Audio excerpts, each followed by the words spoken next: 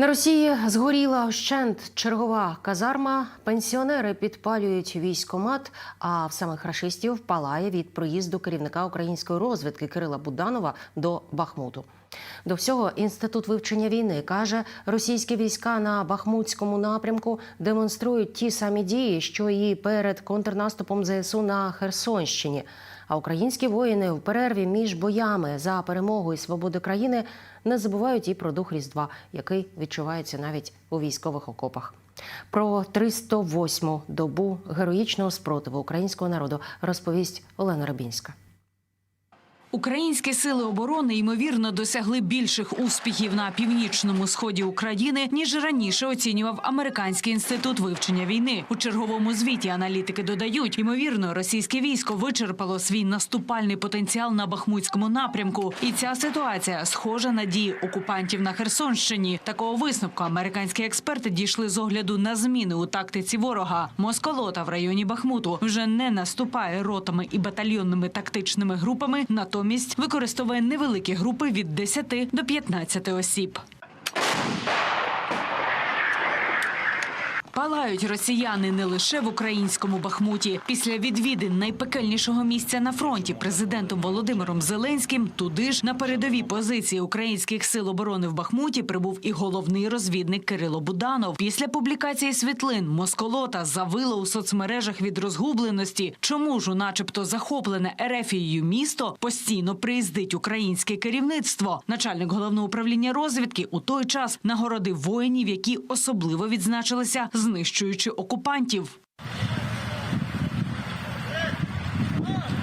У Ростовській області РФ уночі раптово зайнялася нова казарма. Про жертви поки що не повідомляють, однак відомо, двоповерхова будівля 150-ї мотострілецької дивізії згоріла повністю. Причини пожежі наразі невідомі.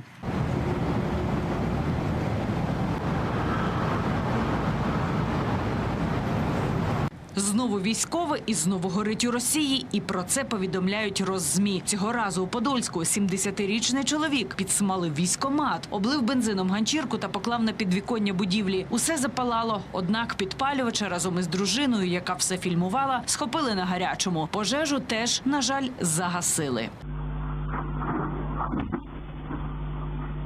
Російське командування ховає свої бомбардувальники, оскільки розуміє, що ЗСУ можуть їх знищити. Про це заявив секретар Ради національної безпеки та оборони України Олексій Данілов в етері інформаційного марафону. Наголошує, рашисти мають не надто багато літаків, придатних до бомбардування України з повітря. Однак укотре зауважив, наразі немає жодних гарантій, що Росія не завдасть масованого обстрілу перед Новим роком. Так трапляється, що хтось там щось робить в такий спосіб, що їх стає все менше.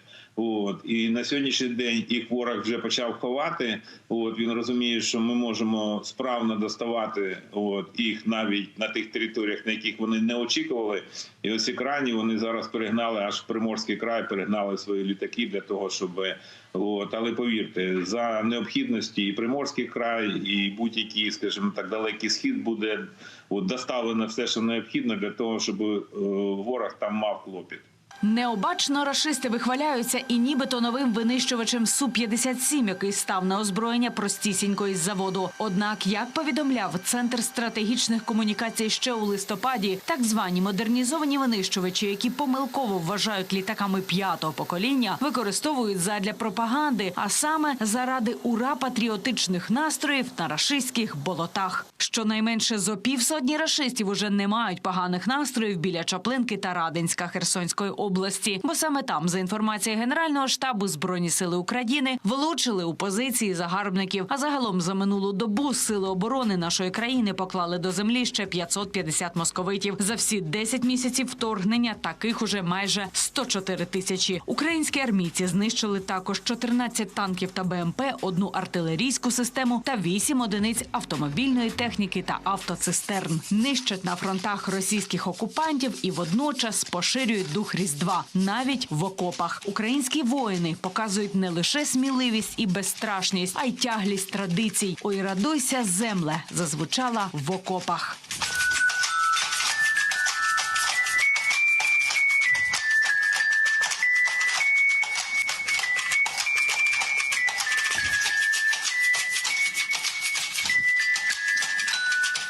Олена Рибінська, 5 канал.